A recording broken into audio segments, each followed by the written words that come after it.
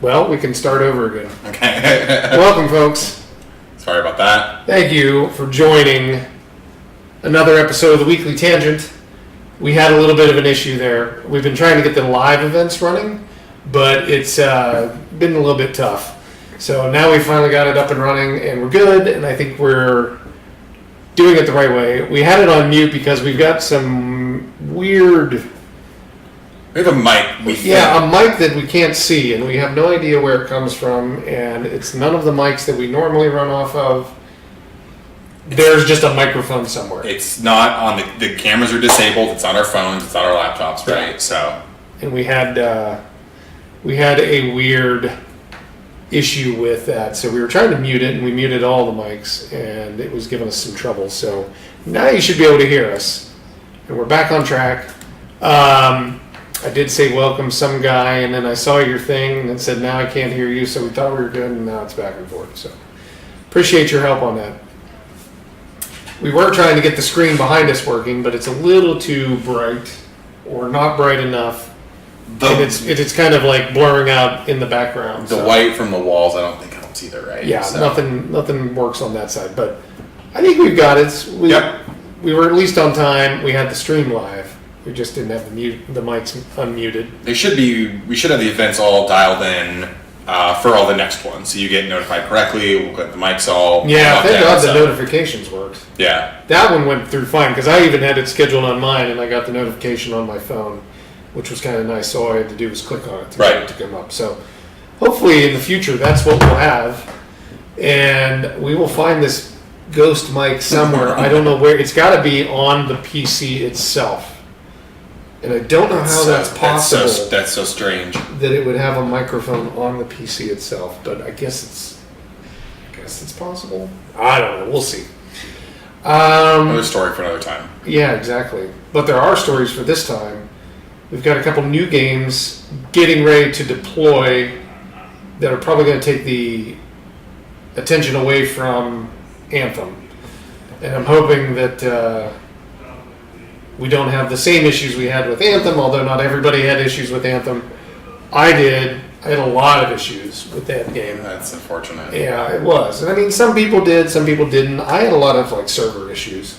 That's what we were talking about. Yeah. So yeah, I mean, you played fine for a majority of the time with a couple different friends of ours, and no problem. We turned off matchmaking and had almost. I mean, we saw some funky stuff at the end, some really weird stuff at the end, but.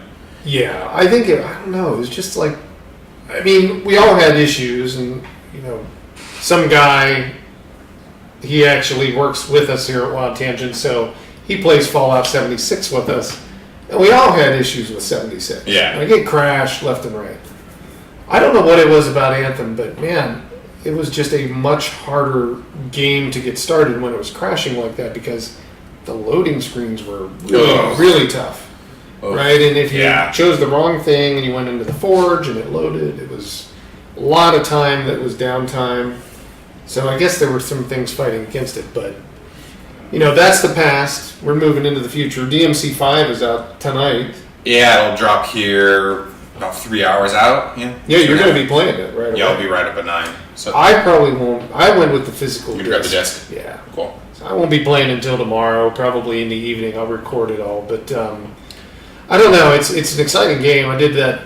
We talked about it last week. I did the 4K recording of the demo, and the game looks phenomenal. Oh, absolutely. Yeah.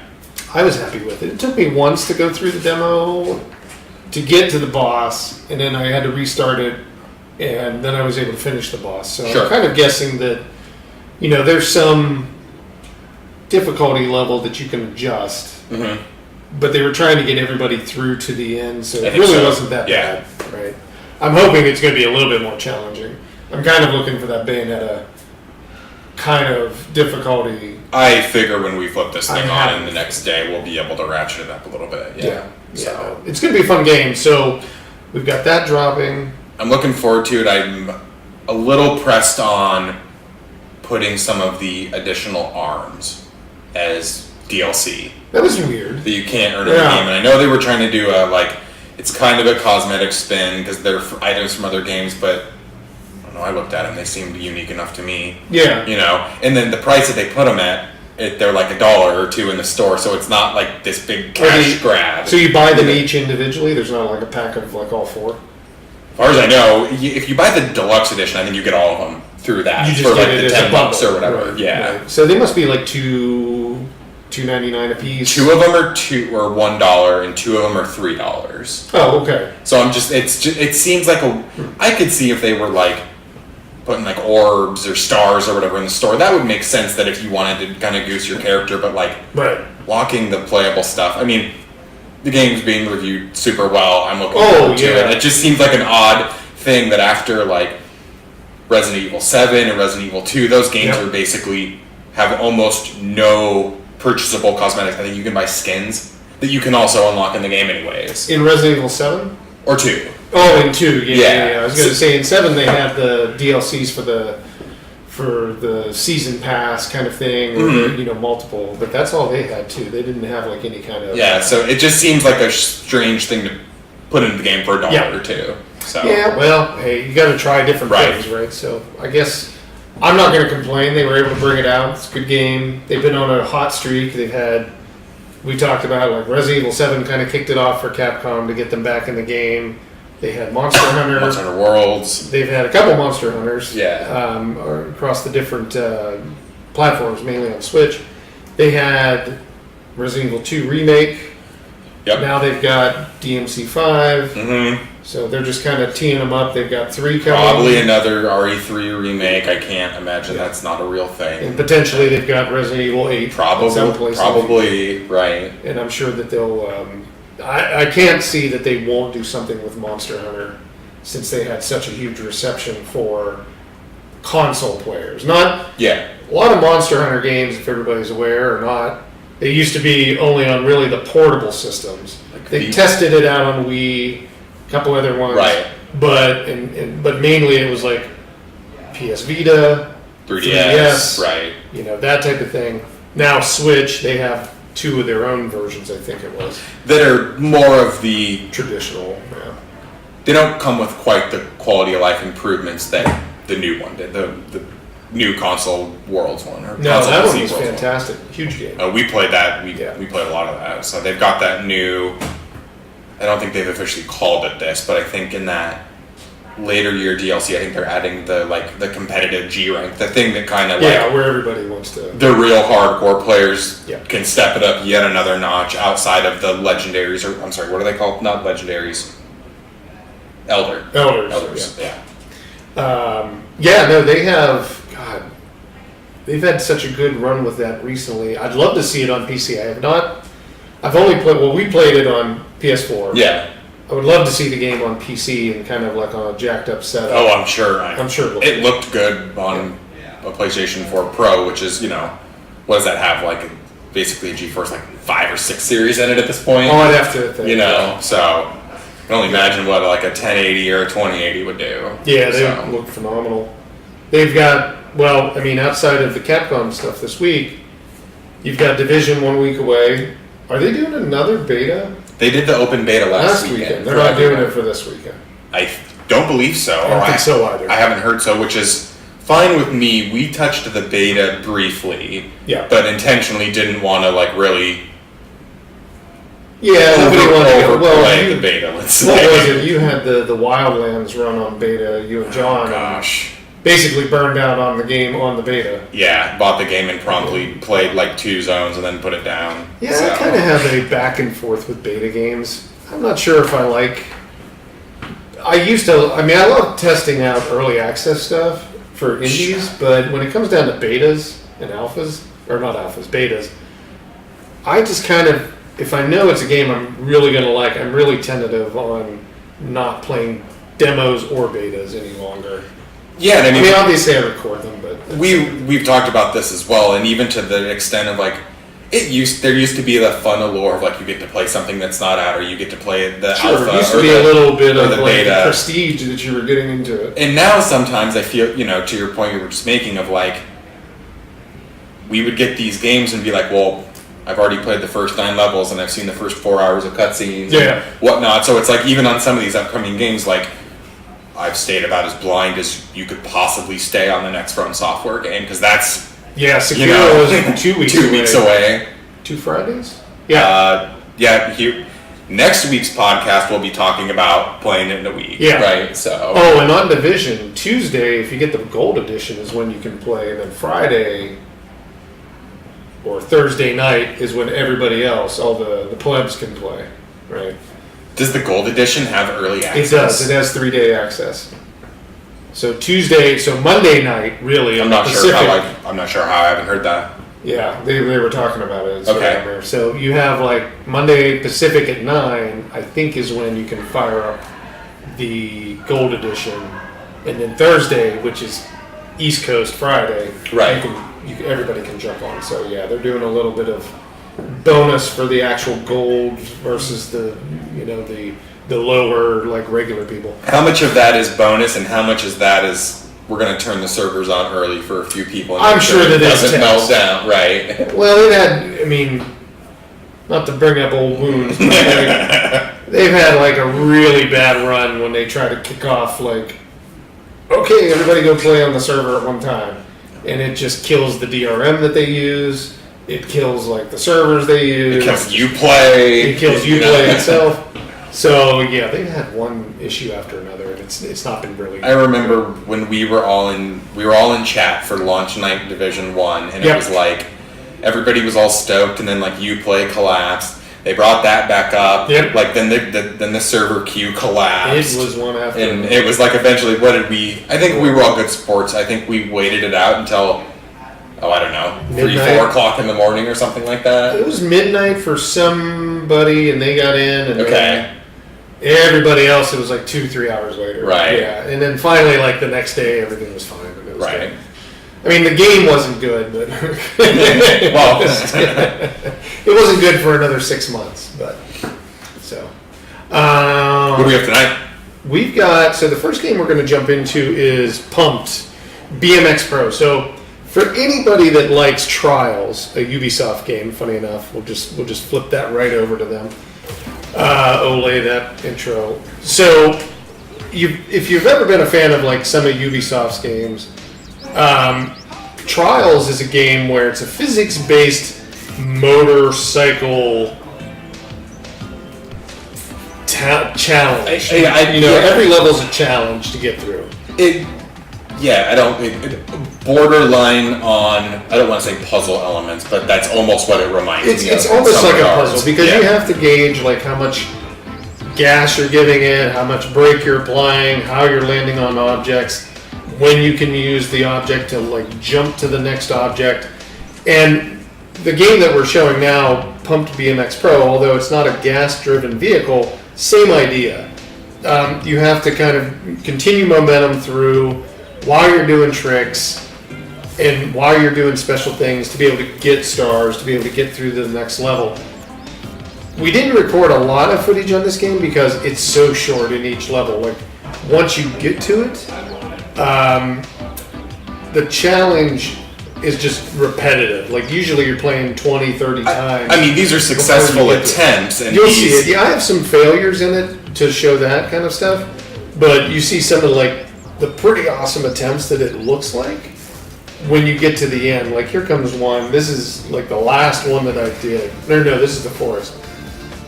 But in here, there's a lot of attempts in between, like the successes that you see here, and it's really trial and error. It's getting the right momentum, getting the right type of like leverage, and then being able to land something like that. And that probably took me at least 40 times to do that. Of attempts that are each 15 seconds or whatnot. Yeah, and it's a lot of like hit the restart. It's one of the games where it's like you mess up right off the gate, you know you've screwed up, so you just restart the run. I've seen some other like streamers do these that are really into them. One of them that like hits the top of my head is Man vs. Game. He plays Trials a lot. Okay. And he's really good at it. Like, that's one of the people, I don't know, really good at it is how he might put it.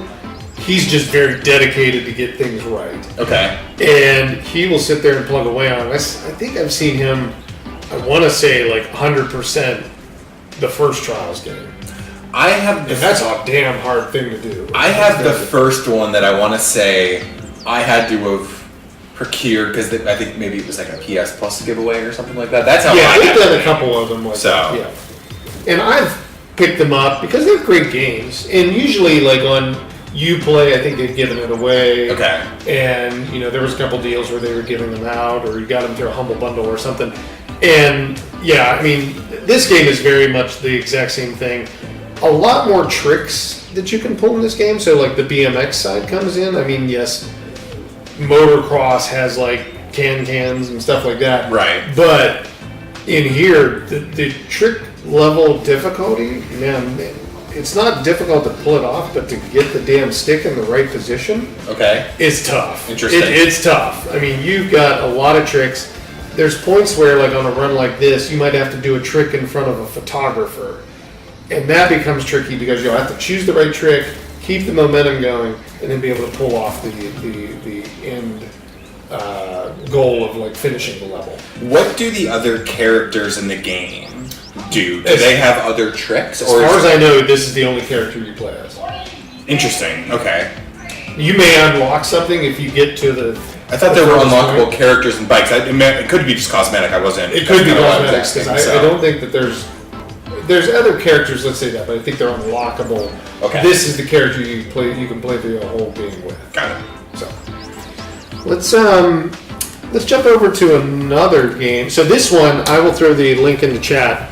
It's a Steam game, so you would have to take the key, drop it in Steam, and then you'd be able to unlock it. And this comes from our buddies Plugin Digital. So they actually are helping the company, the developers, get it distributed. So we'll throw that in the chat. But the next game we're going to look at is Jim Power. And Jim Power is a retro game. It's from a company called Pico. They acquired the license. So this is actually an old Super Nintendo game. Yep. And it's got a lot of parallax scrolling, as you can see in the background. But it's one of those platformers where it's just overly difficult. Like, they knew it was difficult because they load you up with, like, basically 4 lives, 5 lives, and then you get, like, 2 hearts per life. So, essentially, you're dealing with, like, roughly 10 chances, 10 lives to be able to go through. And everything's a one-hit kill. So it takes 1 heart away. And is that 10 lives for the level, 10 lives for the world, or 10 lives for the game? 10 lives for the game. For the game. Permanent. Okay. Now you do have some continues, but it starts you all the way at the end of, or the beginning of whatever level you're on. Okay. There are some interesting levels to it though, where you can actually have top-down, so kind of like Contra. Huh. If you remember that. Or you're like climbing like up a wall or Like up a Super mountain. Contra. No, think about Super Contra where you were top down and you were going through the board firing. That's how it uses that mode 7 component. So okay, I know what you're talking about. Yeah. Really, the company, the original license company that was developing this, they put a lot of work into this game because you can see all the parallax going on in the background. They've got the back, they've got the mid and the foreground running. Right. Plus they've got him, your character. Then they also threw mode 7 into the game, so they did a hell of a job like working on this thing. And it was something that I had barely ever heard of. And I mean, when you pick this up on PC, don't you kind of get like a PC version, you get the original SNES version, you get the enhanced version, where they've kind of got different ways you can play or pick your retro how you want to play, I guess. Yeah, now the version that we have, so this is an interesting component of this. We actually have the enhanced SNES version. Okay. So this is basically the final version. And you can play it on WildTangent for free for 30 minutes. Mm-hmm. So we give this game, this is one of those games that has a trial. So if you've never checked it out, go in, hit the link that I'm going to drop in the chat, and then you'll be able to try out the game and get, the actual best version possible, which is kind of nice. So I've got to grab that. I forgot we were working on 2 different chats here. Because you can kind of go in and you can change, like you can add smoothing or you can play like the original in kind of intended way. You can. That's available on this version that we have. That's cool. I know that there's an original version out there that you can play, but I like the enhanced version because it actually should have been the version that was available to the market. So we're going to drop, here's the pumped BMX game. I'm dropping those into chat now. And then we'll drop, we will drop the copy or the version of Jim Powers into chat as well. So there's pumped, and then let me grab Jim Powers. So this is one of those games on our service where, well, we do have the Steam version as well, but I would tell everybody, like, you might as well go try the version that WildTangent has first. You at least get 30 minutes to check it out. Sure, to right. see if you were interested in the game at all. I think it's a great game. I like all of the new games that we've been bringing on that are retro, and I hope that we can kind of expand on that. We're supposed to get about 10 a month. Yeah, we've been kind of talking about it a little bit behind the scenes. Yeah, but there's some other partners out there we'd like to talk to and get some from. So hopefully you'll see a nice retro catalog from WildTangent. We would be curious Here in the future. what retro games everybody else would kind of want to see. Yeah. We have some ideas in mind of stuff we've been chasing, but, throw us a shout up on, be it on, our Facebook or YouTube or Twitch or Twitter. Yep. So.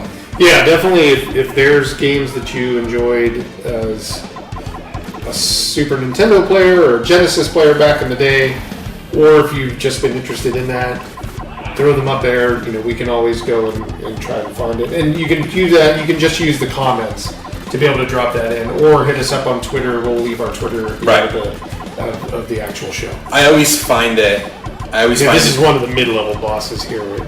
I always find it humorous when you go back and you realize how challenging games really used to be. Oh, can you imagine? Super difficult. Can you imagine in today's climate, when you failed a level, if you had to start over from scratch?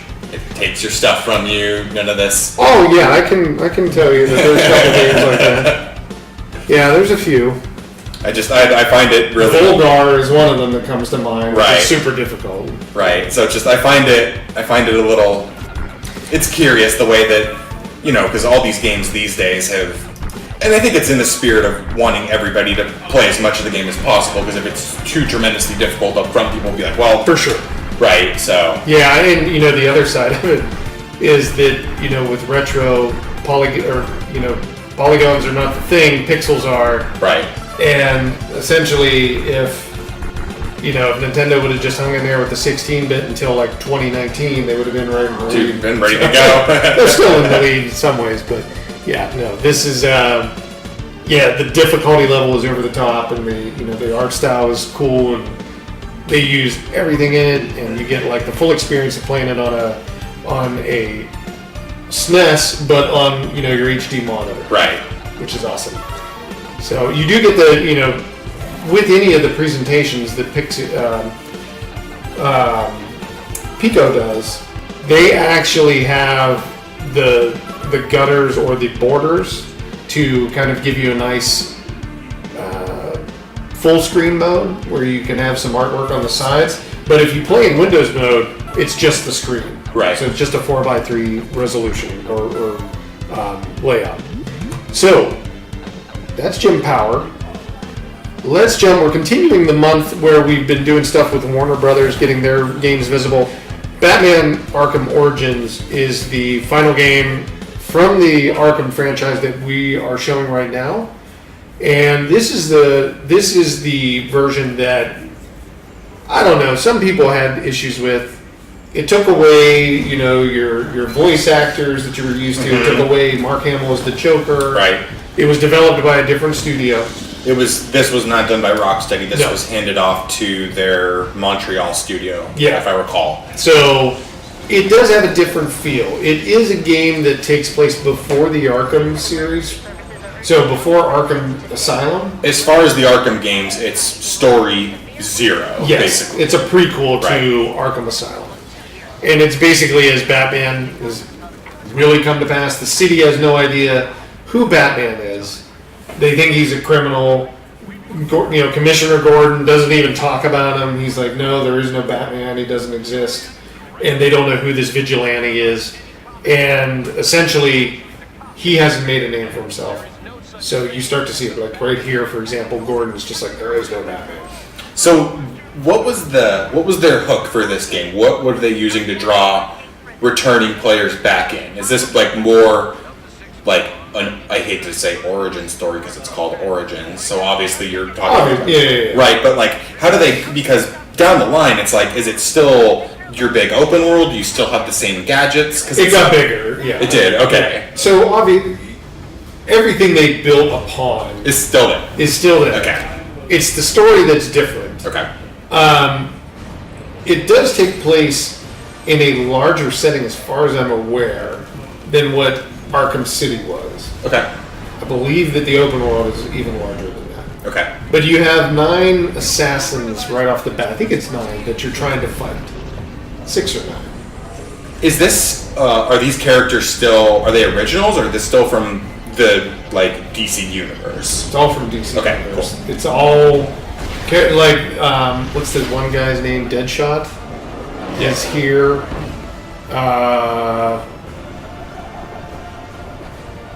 Yeah, they go through them here in the video that we've captured. Because I thought there was one of the games where they actually started creating original Batman content. It might have been... Well, Arkham is all original. Okay. It was not, as far as I'm aware, not in the traditional DC universe for Batman. It was created on its own. They're just, I believe, bringing it into the DC universe now. Got it. All right.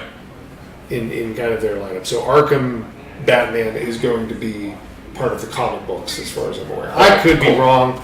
I'm sure there's a lot of people out there that know, my son being one of them, a hell of a lot more on DC comics than I do. But I believe that's what it is Arkham Batman so far has not been an actual component of the lore, the true lore of Batman. But he does come into it. So yes, there could be a couple characters that are not, but I do know of a couple that are in the very cool the actual series of Batman. So I think it varies, right? Like pick and choose.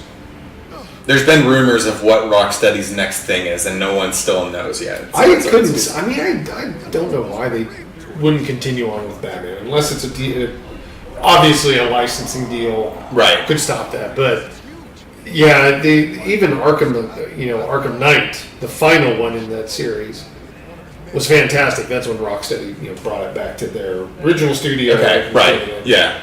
Brought everything back around. But, yeah, I mean, I don't know why they wouldn't do it, but it could be, a licensing issue. Although Warner still, as far as I know, they still have the ties to the... As far as I know, yeah. I don't know. There's been a fun... I'm going to drop this in chat as well. Sorry. There's been a fun, they've talked about, like, is it another Batman game? Is it something from some of the newer Batman comics? Is it maybe a Superman game? Can we pull a rabbit out of a hat for a second time and resurrect another game that, because, like... Oh, I'm sure they'd want to. Until these guys picked up, Batman, Batman games kind of struggled a little bit.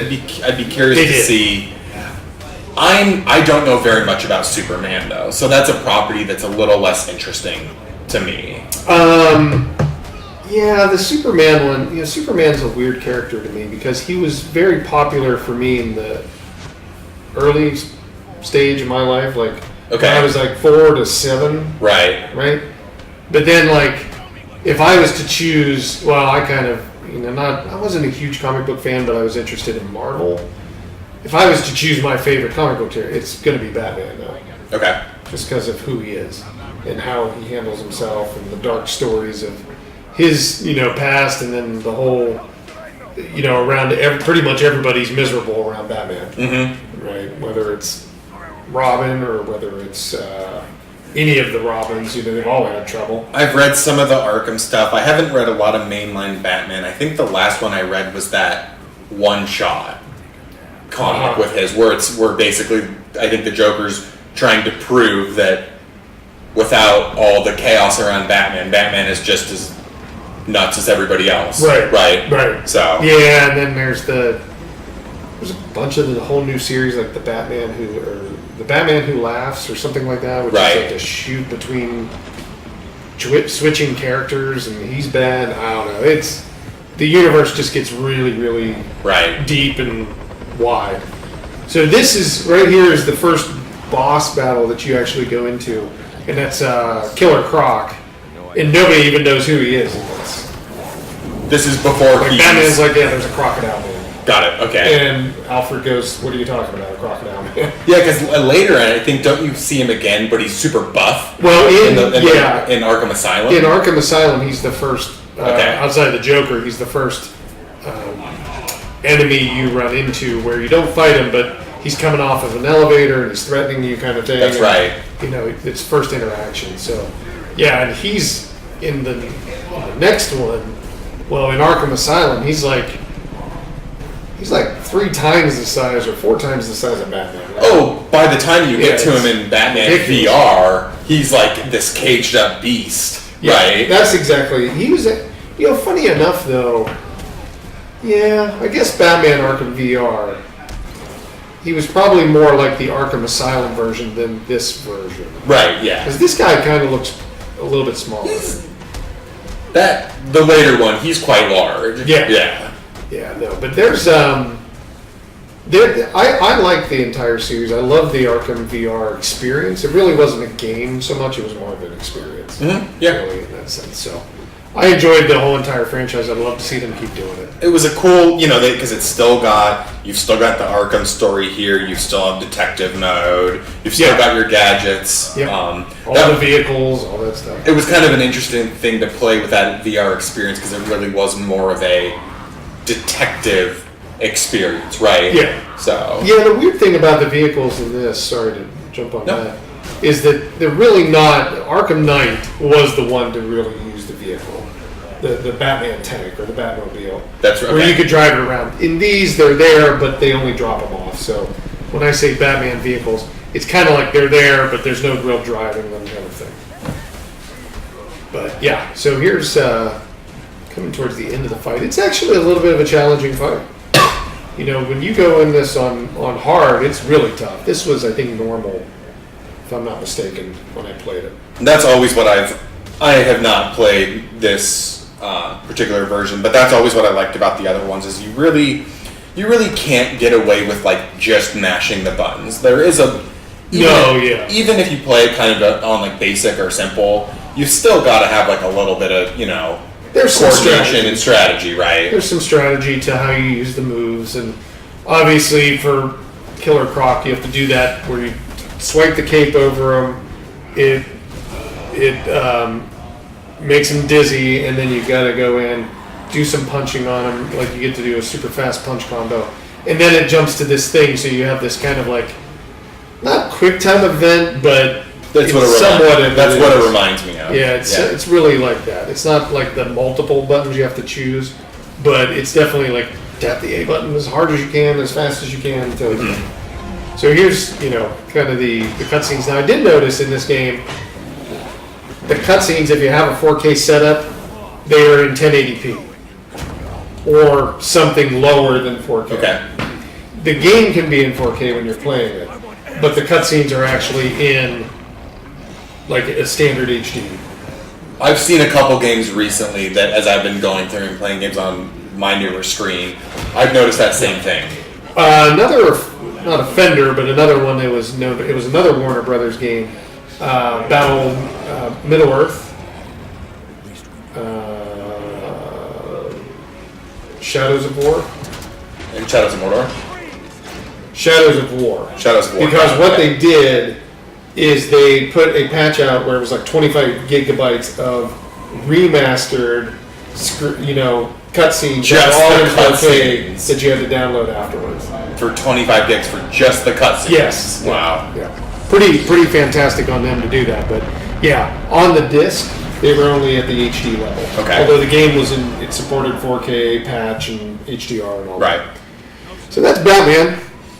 What do we have next? It's a great game. It's one of those ones where, again, it's Steam, so you buy it here, you go over, redeem it on your Steam account, and it does have a discount on it for members. So the game is great. It's any of the Batman ones I highly recommend. I've enjoyed all of them tremendously. I said it a couple weeks ago when we talked about it.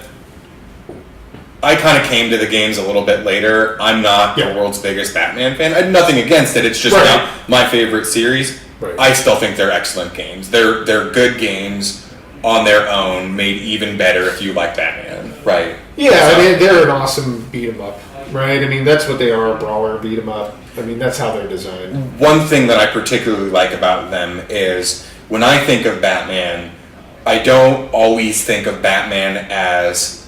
Batman wasn't always... there's some variants in the comics where, like, in that Arkham stuff, it's, like, dark and gritty. Yes.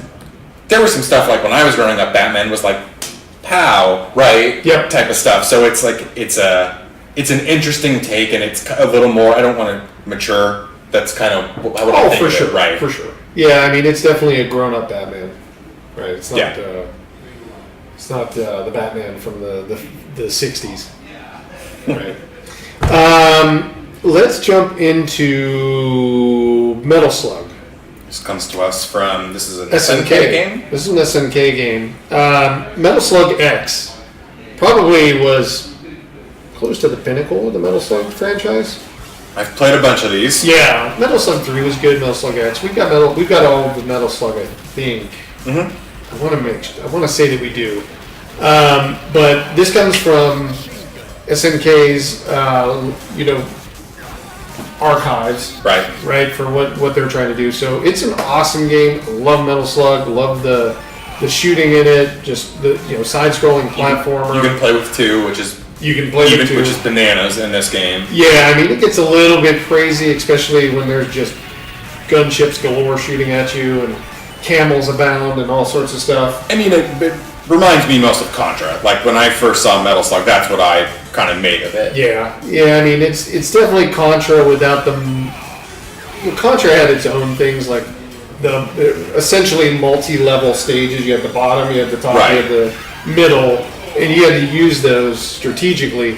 Metal Slug's very much like head-on, just shoot everything possible, but really you're dodging bullets, because the bullets and the anything that you're fighting against, it has arcs and it has slower or faster speeds. Yeah.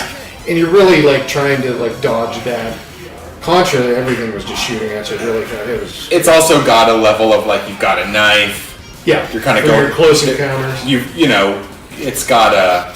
I want to say it's a little more violent. Violence in cartoonish sense, yeah, for sure. And it's got, just over-the-top weapons and over-the-top, like, arsenals that are shooting at you and trying to kill you. The missiles chasing you are huge. Yeah. Like, the vehicles are huge. I mean, some of this stuff is not even functionally possible. Right. Here comes the camel. So you've got different vehicles that you can roll in. A tank, camel, a plane. I forget all the other ones. A boat.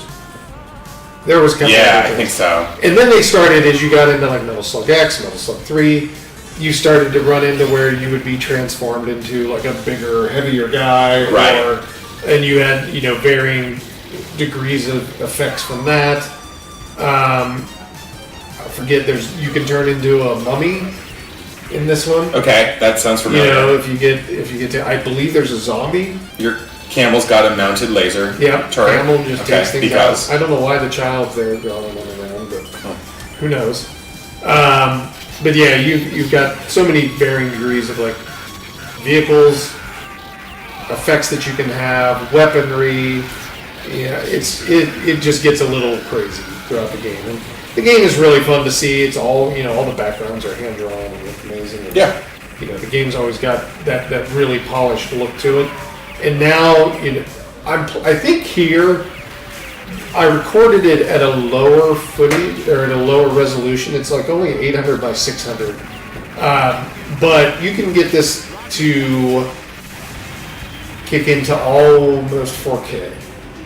Really? Yes. Interesting. I don't know really to what level that does, but it does have options in the menu to go up to 4K. Okay.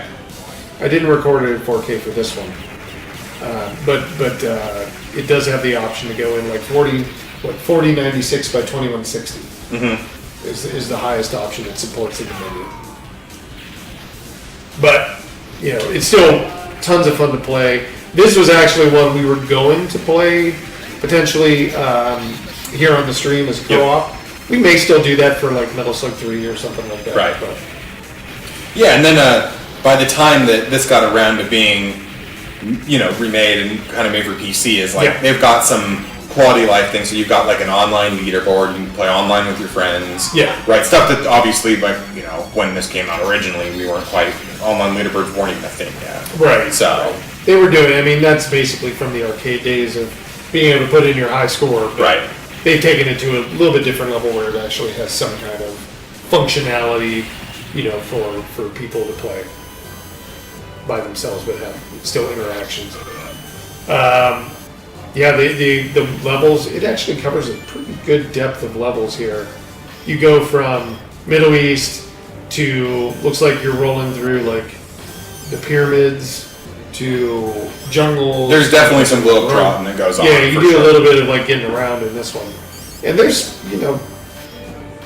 enemies are abound. They're the great thing about, I think, Metal Slug was they tried to like really have differentiation between the levels by having different enemies, different attacks, different like bosses, different mid-level bosses. Yeah. The challenge was always pretty substantial, and it was varied. It was not like everything looks the same. Yeah. Like here you're dealing with zombies or mummies now because you're in the pyramids, which makes sense, right? That's your character. So and then dogs that are wrapped up in mummies. And you have a shotgun that shoots explosive cars. Yeah, it's like a remote control, like seeking missile or something like that. Now we've got the flamethrower, and just the attention to detail of like, when the enemy gets shot, they just don't fall down; they burn to bones and then they disappear, kind of thing. They actually have a really good. They had a good and talented team working on the art for the game. I always appreciate that in games. I mean, a lot of in general, SNK stuff, right? Yeah. And I mean, the only way, funny enough, back in the day, the only way to play this was to have an AES system, right? Like, you actually had to spend a decent amount on the game system alone, but the carts were like $250 because they were essentially the exact same thing that was in the arcade. The only reason I was even familiar with it kind of growing up or in my teenage years was we played at an arcade. It used to be called Quarters. It was later located in Bellevue, inside of the Bellevue Landworks when that was there next to Main Banner. And we had tucked away in the corner next to all the Street Fighter and Marvel machines and whatnot. They had an SNK machine that had like a bunch of King of Fighters on it. There was some Metal Slug games on there. There was I'm in a Space Cadet on this. What was the SNK puzzle game? That was on there as well. I know. So I'm losing it as well. Yeah, but that was how I was even kind of became familiar with SNK and Metal Slug as it was. Yeah. And now we're a zombie. Yeah, now you've turned into a zombie, and you've got, obviously your issues of getting around, but you can still shoot, and you still have your gun, funny enough. And it's still a flamethrower. Or no, this one's the kind of assault rifle. But yeah, with the AES carts and stuff, you were actually, this game, when you bought it back in the day, like the 90s. What is an AES cart for someone that might not know what AES is? So essentially, SNK had arcade machines, which I think were MVS. Okay. Is what they called those. And the cart that you would put in as somebody that owned, like say you were an arcade, you owned the MVS machine, you would get a physical cart that you would plug into it, and then you could change out the boards and all that stuff and the control panel, like graphics and everything. Interesting. And that would be the new game. So then, like for a home user, you ended up being able to buy essentially a machine that was a little pricey. I don't even remember the price points, $400, $500 for the AES. But the carts were like $250. So this was, you kind of got basically a small arcade for your home, but you didn't get the screen or the sticks. You just got something that would... Well, you got the sticks. You got two sticks that were like... All right. We're talking about the sticks, the level of like the NES Advantage, like something like that, right? Not a cabinet with sticks. Right. But they had the micro switches that everybody loved. Okay. Really, they thought they were the greatest sticks in the world. But yeah, essentially the cart you were getting was the same cart that you would plug into the actual machines in the arcades. So it was a very expensive system to have. Not a ton of people had it. It didn't do like amazingly well, and it became just another system that disappeared off the shelves. But huge collectors out there spending big money. Oh, no doubt. I'm not even sure what the high. I think there's a golf game for it that's like one of the highest. It's like goes for around a few $1,000s for that cartridge to have that. I'm sure A little bit expensive. I'm sure there's some. You can pull this up online, and I'm sure there's some really, really sweaty, like no hit, no death speed run play on these type of games. Yeah, I'm sure there are. I don't know how they would do it because these games. I died a lot in this. You can see here my guy is like gained a little weight, and now we're dealing with like the boat mid-level boss. Because at some point, don't you play a level where you're actually on the boat like that? Yes. Okay. You do.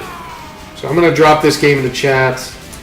We're going to probably jump to our last game we're going to show, and then we're going to play Steredenn. But this is, the link's going in for Metal Slug X. Check it out. It's a cool game. And we're going to jump to Plane Mechanic Simulator now. So, big change of pace. This comes to us from our guys over at PID as well. Yeah, it's actually Playway goes. We have a good relationship with the Playway guys. We've always enjoyed their simulator stuff, but they've started working with Plug-in Digital. So we just got Plane Mechanic Simulator. It's just going live. It actually won't be in the new section of our games until Tuesday, but it is live right now. You can go buy the game. It is a Steam game. So you would go in, buy the code, and drop it into Steam to be able to play it. But the game itself is one of the actual like simulator. Like this is like the true simulator. This is not like, oh, it gives you an idea. It's like you go in, you unscrew the bolts, you go in, you change out the piece, you might have to fix the piece. It gets very detailed, Playway and their developers they work with always go like to the ends of the world to like make a simulator as close as it can be. Do you know how many different planes you get to deal with in the game? I don't know the number. I do not know the number. I know that you're dealing in the world of like the 1940s-ish. Right. Like end of World War II kind of thing. You can see the Zeppelins in the background. And here the first mission you're given is a very basic tutorial. Now, we were sitting here playing this. I don't know if it's extremely basic or we're just basic people, but we were trying to figure out how to get through this. We were able to finish it, and it was fun to a point, but we didn't have really time. We were talking in between about the show, so we're not reading like the tutorial that's kind of going on. Right. So it wasn't as crystal clear, and you can kind of see. So I opened up the wrong side. Well, I don't think I opened up the wrong side. It's just like, I thought to myself, I'm like, well, we better open up the second side. Right. And then we're able to see. So you can see you have to turn the little latches, you lift up the panel, and then each of the engine components are like literally a highlighted thing that you can mess around with. And you've got some different modes. 3 different modes. Right. You've got an inspection mode, which is like button number 1 on the keyboard. You've got it's basically like you can tear things off. There's like a disassembly mode, and then there's a mode where you can see like fuel levels and stuff like that. So in the game, we had to kind of go in, and you can see the tutorials popping up in the bottom. But again, we're playing on a setup where we're trying to rush through and kind of do some things. This was a last minute addition to tonight's show, so we weren't kind of really as prepared for this game, but we did get it running, get it in there, got the footage. But it was a little bit like struggle your way through like how to do some of it. Some of it's very similar from like Car Mechanic Simulator, right? From Forestry Simulator, from Lumberjack Simulator. There's simulators for everything in the real world, most likely. What did we just look at the other day? Because our buddy in our office was trying to help his friend make a computer, and didn't we find a PC builder simulator? Building simulator simulator. Yes, exactly. Right? So you can find simulators for everything. But here you have to take off the air filter, then you have to grab the carburetor, and once you've got the carburetor out, you can even see you have to take off the bolts. Once you've got the carburetor out, then you've got to toss it on the workbench. You got to go into the workbench and you got to like oil up the carburetor because the plane was smoking. And then at that point, you're ready to reassemble everything. And finally, the last thing we had to do was refuel the plane. The plane actually was only down on fuel by like a little ounce, but they said refuel the plane, and that becomes like the part where where you put oil where in the wheels were falling off. Put the oil in the gas tank, right? Yeah, we were trying to do all sorts of stuff. But overall, I mean, the game is very detailed. The simulators that Playway creates, they actually go through and they do a lot of work on these things. Yeah. Like, the detail is pretty spot on. I'm sure that you could make it even more mundane, and like you could go in and like disassemble each thing of the carburetor, and then you could go in even further into the carburetor. I'm waiting for them to add like eating and drinking and sleep to the right in the middle of like trying. So when I get home from work, I can really just pretend like I didn't leave. Yeah, exactly. So you just come right in, you start doing the exact same job that you were doing like at your real job. Right. I don't know. I would love to know that if anybody in the comments wants to let that. Like if you play simulators, if you're a lumberjack, do you play a lumberjack? We've wondered about this. Yeah, so I'd love to know if that's actually something that people do. I think you would kind of just go into the interest you have and play them, but I can't imagine anybody at SeaTac rushes home and turns this on. I would probably think like they're more or less ready to quit after a loving day at the airport. And the bureaucracy is even here, where you have to like sign in, like I need to exchange this carburetor part. You have to sign your name.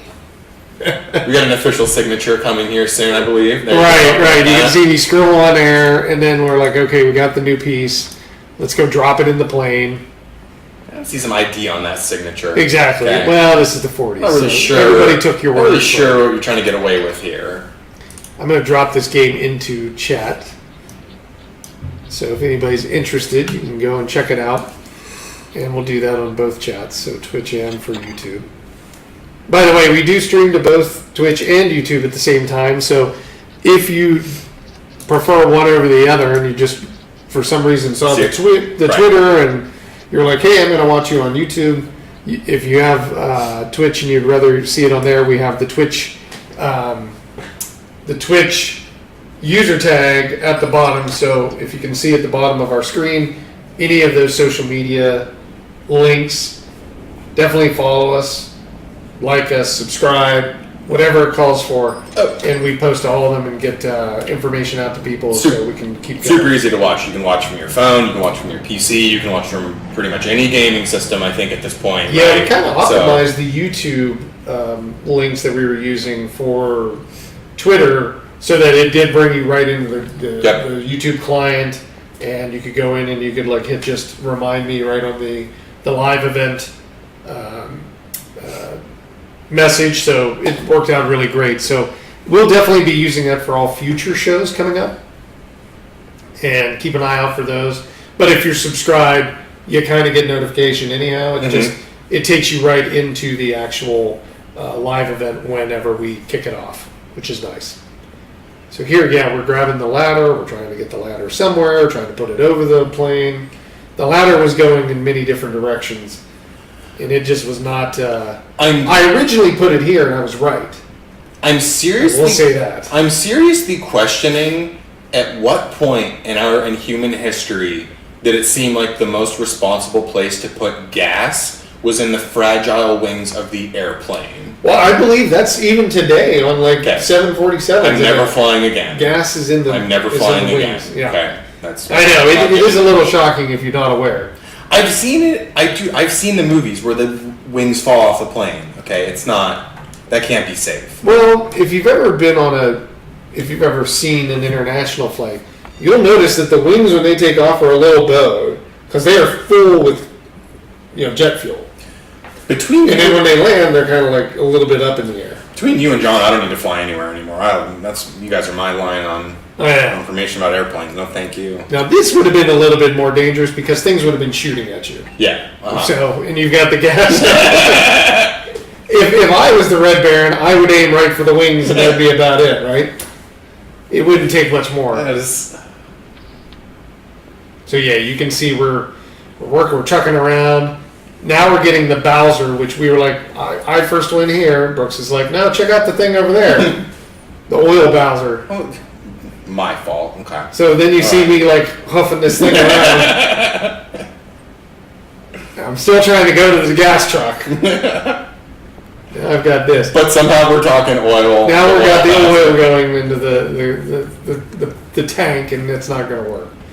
It's an interesting thing, and I think, you know, as with any simulator, the more you get, or the further you get into the game, the more the stuff that they teach you in the beginning is very relevant. Yeah. And they're teaching you new things, so it makes it easier to start. So I was thinking you had to fill like the Bowser with gas, and I don't know, we had it completely wrong. We just assumed that's how they did it in the 40s, and that was that, right? Exactly. So you just open the wings and you put it in, and that's that. So. Yep.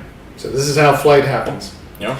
Well, let's jump from plane simulator mechanic. If you want, you'll be able to watch the full video. We'll have it on the actual page by tomorrow, where you can actually see, if you go to that link and you want to see more of plane simulator mechanic, you can see the rest of the footage we recorded. It'll be right on the page. And then you can obviously rewatch this, because we'll have this up as well, the archive of the actual show. But let's get into playing some games. That's what we're really here for. And we're going to jump into Steredenn. So Steredenn is another... It's a really cool bullet hell shoot 'em up. Yep. Or shmup, or whatever you want to call them. I've always appreciated this. It's a game that we've had a little bit, so it's not a brand new game, but it's one that I think does not get enough visibility. We were playing this because we like the game and we wanted to play it on it. So. I like the game. You like the game. We were like, hey, let's play a co-op game. And that's the nice thing about Steredenn. It does have co-op.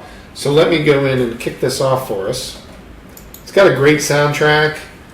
It's got cool pixel graphics. I mean, it just hits all of the... it hits all of the marks for a great indie game. So let's get in here. I'm going to flip us over.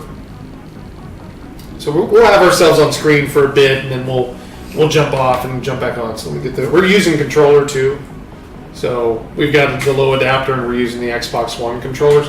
It works great with the Steam controller. It works great with, you know, a Bluetooth controller, PS3 controller, PS4 controller. You get those configured.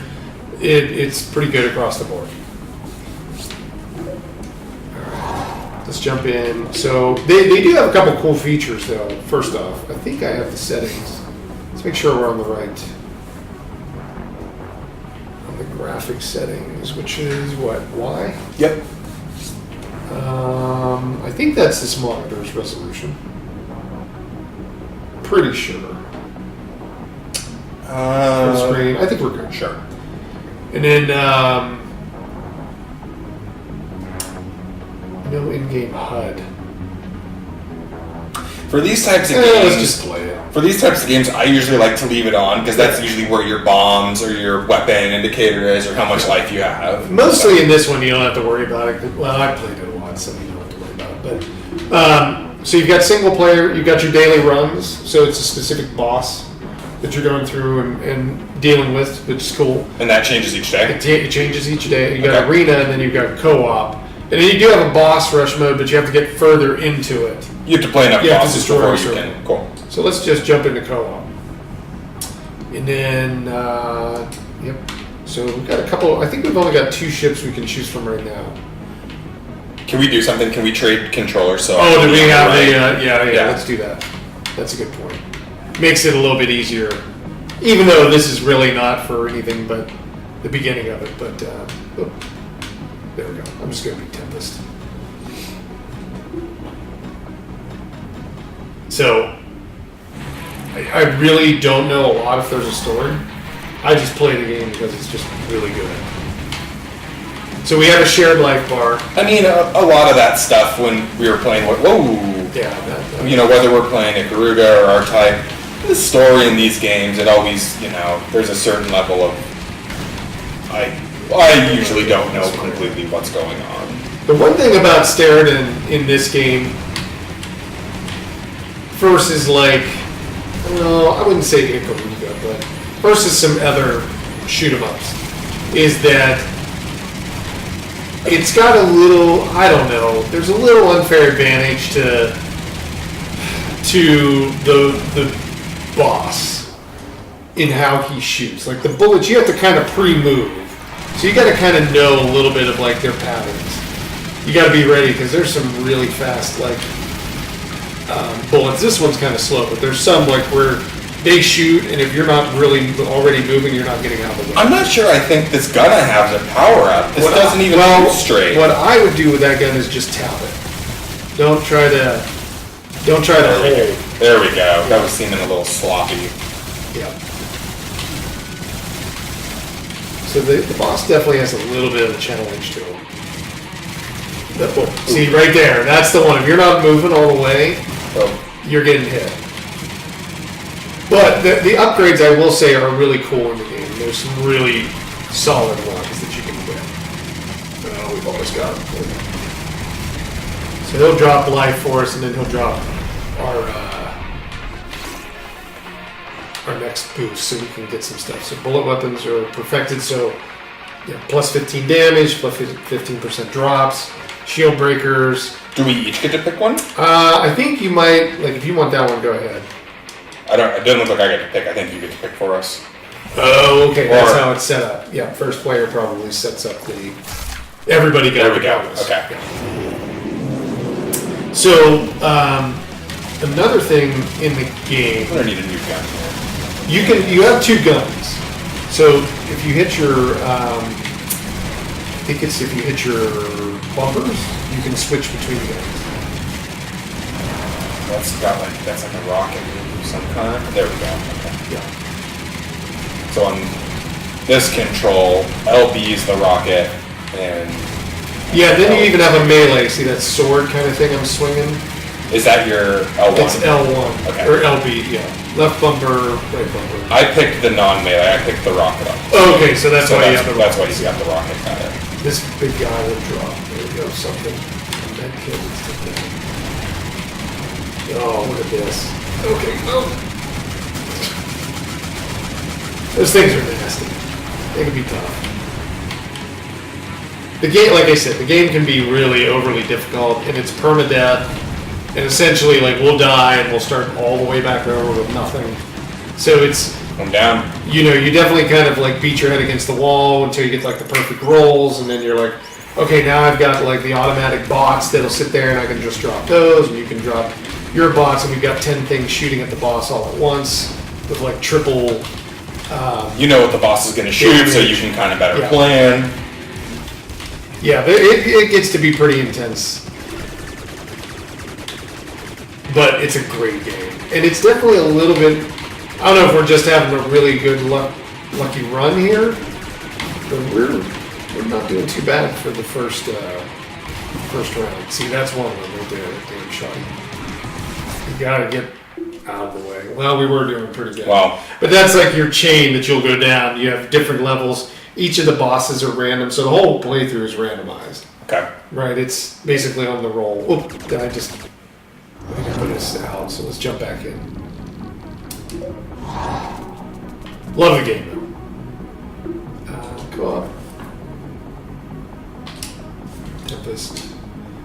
While we're loading in, I think it's pretty quick, but I'm going to try to grab the link for anybody watching. If you're interested in the game, I highly recommend it. I've had a lot of fun with the game over the years. Let me grab that. Good to go. We're live. Yeah. Oh, what was the third one? Drop the other one in Twitch here in a minute.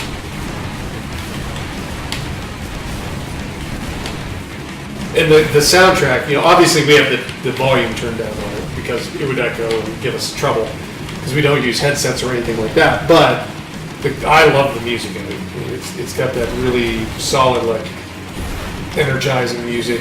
Confusion blaster, stasis gun. I've never used the stasis gun. I think you can grab that other one if you want. Give it a shot. I got the hyper blaster again. Ugh. Yeah, just tap on that one. That's the best way. Ugh. Right away, hit you. Whoa! Wow. Yeah, he trashed us on that one. Gave us a little bit of a comeuppance. Okay. Try that again. There, you can just hit like the wrong roll, and that boss has got so much right away. And yeah, it can be a little. I'm blaming the hyper blaster. Well, I would do that too. The easiest way is to just skirt responsibility and blame something else. Yeah, for sure. Oh, no. Out of here, you think? No.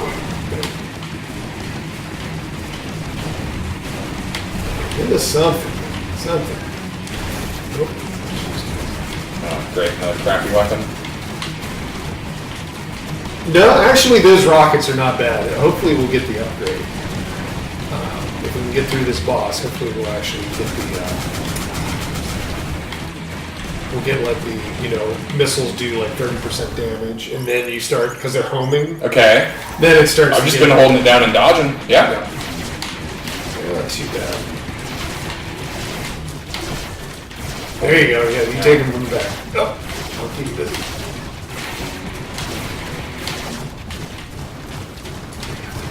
So much. Oh. Missiles are destroying him. Look at that. You're just sitting there like right behind him. He can't even shoot you. Well, now he's got like the... We got him where we want him. Great, perfect. Oh, we got him. There it is. That was a good run. That actually was the first one. Those missiles rinsed him. Yeah. So let's see. Now, what do we got? Quick reload. That might help. Chain reactions. That's not... Energy weapons now. I like the chain reaction. Yeah, let's give it a shot. Enemies blow up on them, presumably blowing up things next to them. They do a little damage to each. Yeah, you can like double that up as you get further. And then you actually get better. The missiles though in co-op are, you can't really compare. Because you can just sit there and like jump behind the boss and then you just start tagging pretty quick. Like this gun that I've got does the exact same as that other one you did, like where if you hold down it starts to spread too much. What is this laser gun that do that?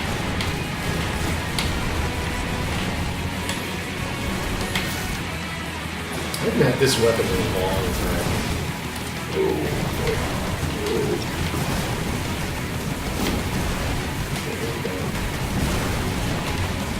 Oh. No! No! Yeah. Yeah, the art in this game too is just really spot on.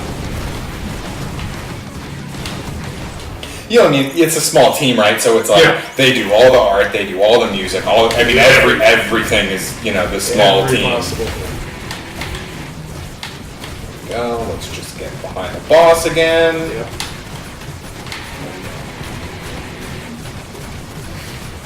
Work my way through the bullets. No. Into the chamber. It was not. No, you're still good. You're still good. Yeah, he's about halfway down. You can tell by that little face that he does. Oh, jeez. Got a half bar. Don't get hit. Don't get hit.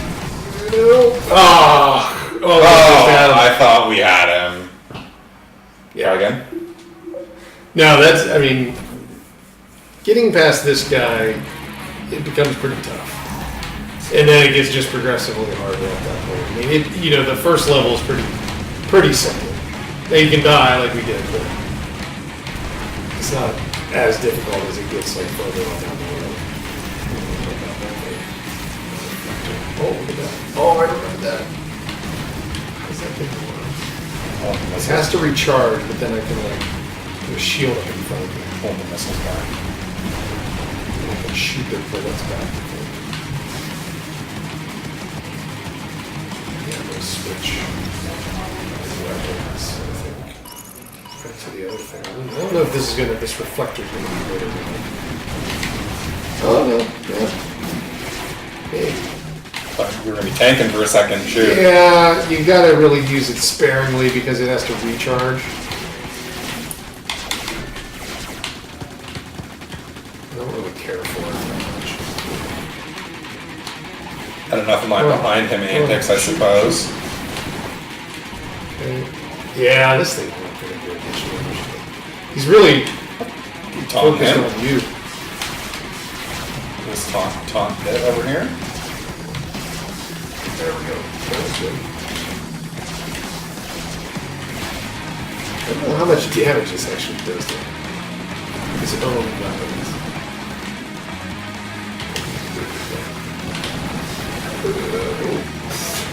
That's a little too much. Oh, that actually did something. Oh, I ran out. Yeah, we didn't have the best way. Here, I'm going to flip this over to full screen so you can see the game in all its glory, and then I'm going to drop, if I can, our link in the chat in Twitch, on Twitch. There we go. Oops, sorry.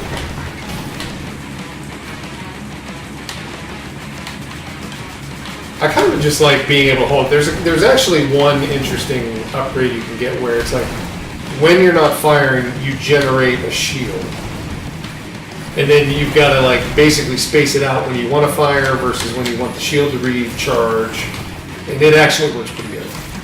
What is this? Ugh. Oh, you can lay down more. Can you? Yeah, you can put down 2 or 3 at a time.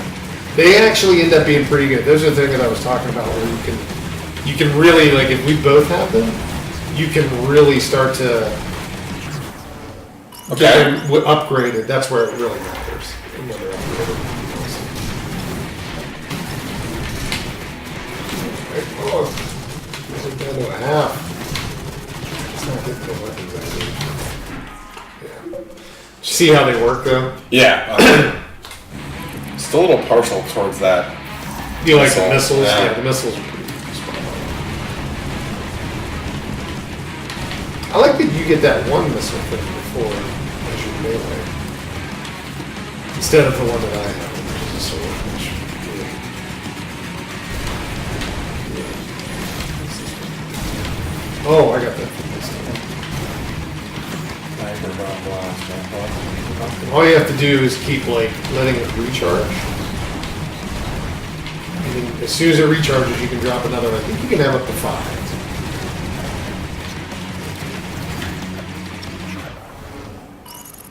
I'm gonna put some behind them too.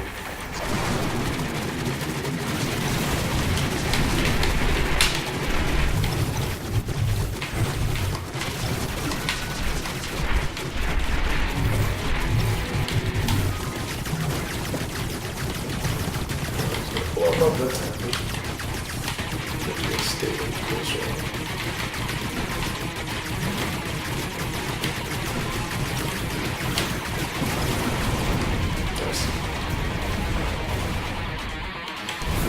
There. What do you think? So the bot weapons, so bots are harder, better, faster, stronger. That's the thing that I'm dropping. Okay, so yeah, go for it. What's that special ability? Shockwave, so that's like an explosion, 25%. Fortress.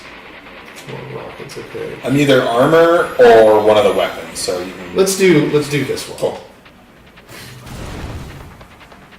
It only benefits me, but that's all right. Right, well, talk about playing Resident Evil games and who got Exactly. the gun and who got the flashlight. Who gets the flashlight? So, yeah.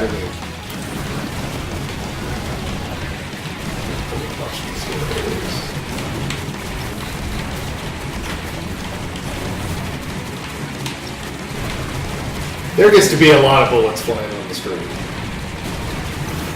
There's we've talked about this, there's an old Dreamcast game that I'm into called Mars Adventures. Oh yeah. Which this very much reminds me of with just the absolute complete bananasness of the game.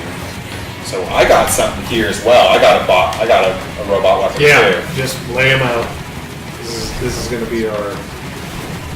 We picked the right thing, I think. This might be a good run. Let's just say that.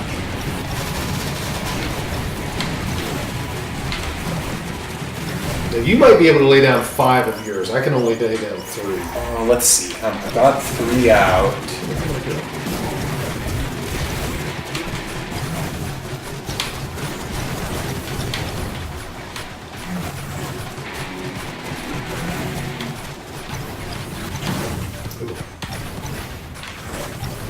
Yeah, we don't mess it up. We don't have to do it.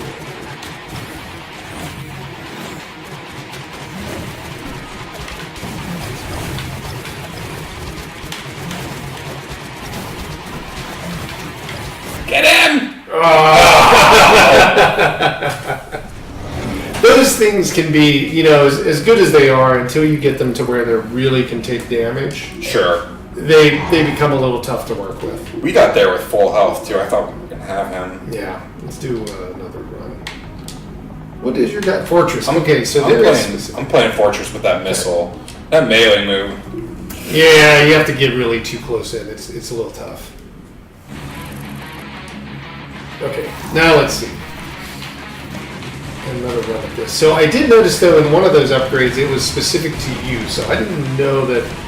I don't think I'd ever really paid attention, so that there are certain upgrades that you can get. Everybody gets something out of it, but it only really benefits. There's a specific thing that benefits you. So we would both have to have the same type of weapon Right. for it to affect both of us. Well, no, we both have to be playing Fortress to get the real benefit out of it. Got it. The full Okay. benefit. Following. Okay. Blue Gun of Death. Yeah, that one actually worked well, so let's see if we can't. I'm going to hang back a little bit. So you shoot him from all angles.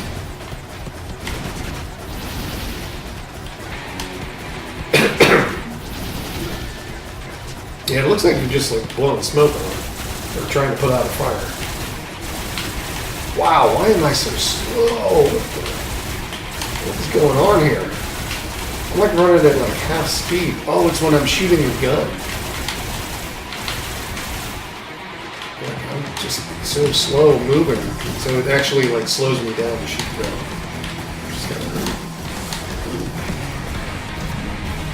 I don't know if I like that mega gun, because I was like, man, I'm really slow. There's been a couple of the weapons that I'm not. Let's see, what do we got? Contact, retaliation, that shockwave, heavy weapon. This is the one. When you're not firing, you can build a shield. Let's do that. Let's do that. So that one actually works well. Okay. And especially for the gun that I have, because I can't shoot it and move a little. So how did we both get that if we're not both the same ship? Well, because that one didn't call out like a specific name. Got it. Okay. The other one did. It said, like, Fortress gets a bonus of this. Kind of thing.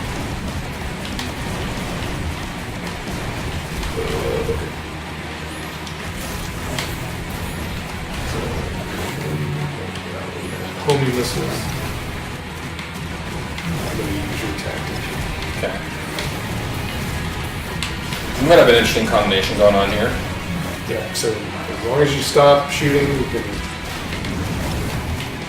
I mean, both of the weapons we have kind of have a little bit of a... You're shooting the entire time, Yeah. so...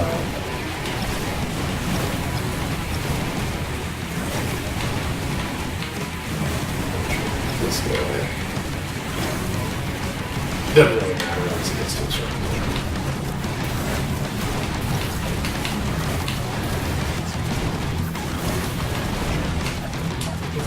My shield goes back up. Alright. Try to get on here. Try to join here. Yeah, look at that. This auto thing right here. That's how you do it. That's how you do it. Oh, that was a good thing that went bad. Oh, where's he going to? Oh, he's flying around. He's going to shield up. Build the shield up. He's going to come back.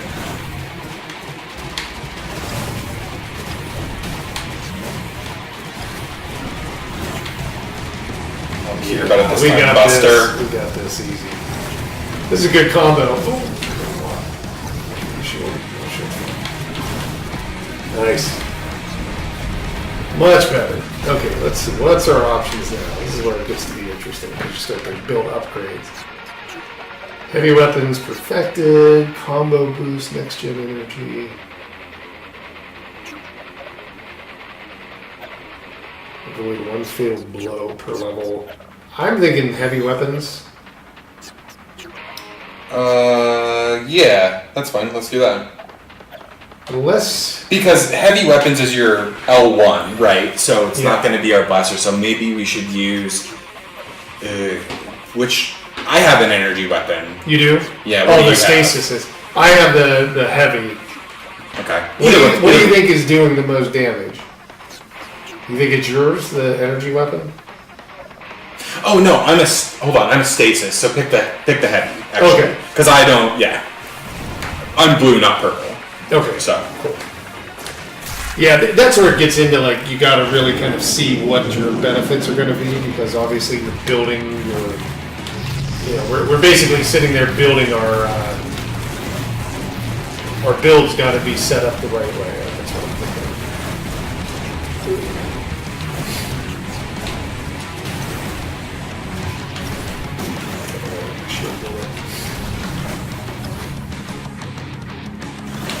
See, this dude is pretty choice, because I can only shoot this every so many seconds, so I usually have my shield. Right. That's the one benefit of the box, if you've got the shield and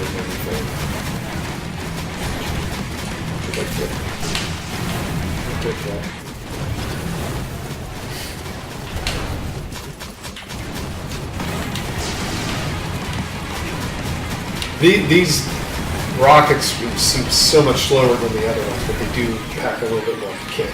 Cool. What we need to do is get the one where it allows you to build up speed on it.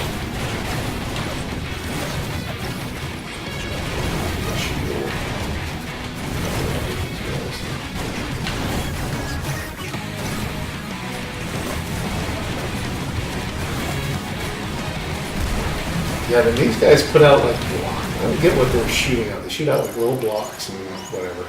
Heavily armored death something. Same tactic work. Oh, jeez.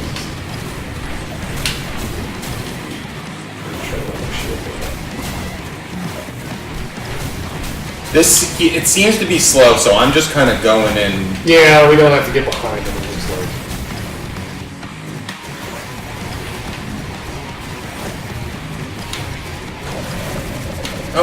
Oh! That was That's I'm staying behind him now.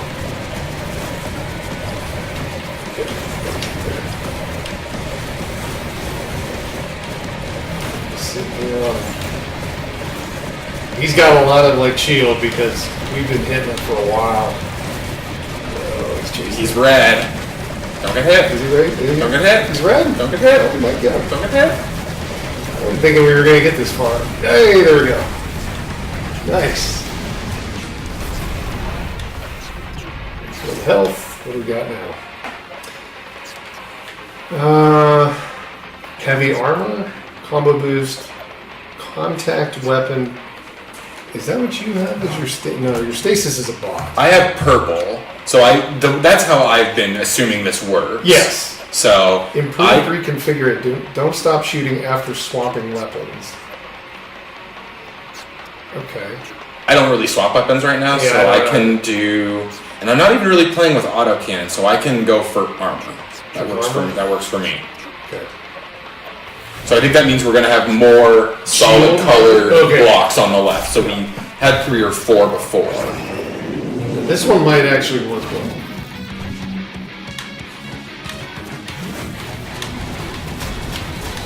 Since we've got the auto regenerating shield, maybe that takes a little bit more damage. But it also said heavy, so I don't know if it's only heavy attack. We'll see. See, I don't really want those weapons that are floating around. I'm cool with those. Shockwave and something else. Those are melee stuff. I think Shockwave and Boomerang are both melee. Right? I'm fine with it. I'm trying to run away from you.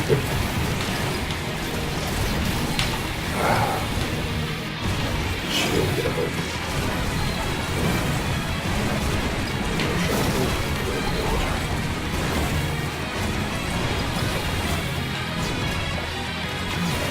might need a little luck to fall in our direction. On Yeah, this one's, I mean, they're definitely... Those ones are hitting hard. Oh, they're throwing missiles and all sorts of stuff at us. They're homing. There you go.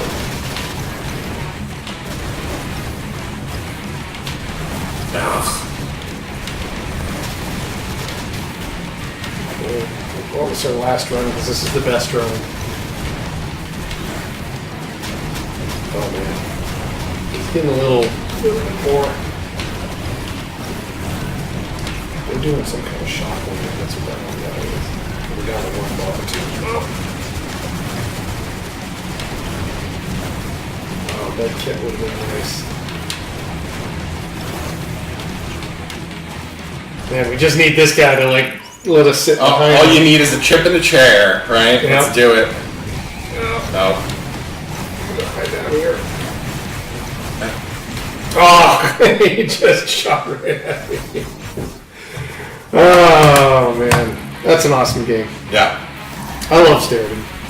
It's really fun. I'm glad we could have a chance to play it on here because it is a really good game and it's definitely, I think, worth people's time to give it a try. It's yeah, it's a cool game. It was really fun. So I think that's about it, man. We had a good show. We went through a lot of stuff. Plenty of games. You know, we've got Pumped, which is our trials kind of physics-based game. Gym Powers, our retro. We did Batman Arkham Origins, which is our last game in the series that we have on the service. And then we did Play Mechanic Sim, where we put the oil in the Play gas Mechanic tank. Sim, which you can see the rest of that funny video.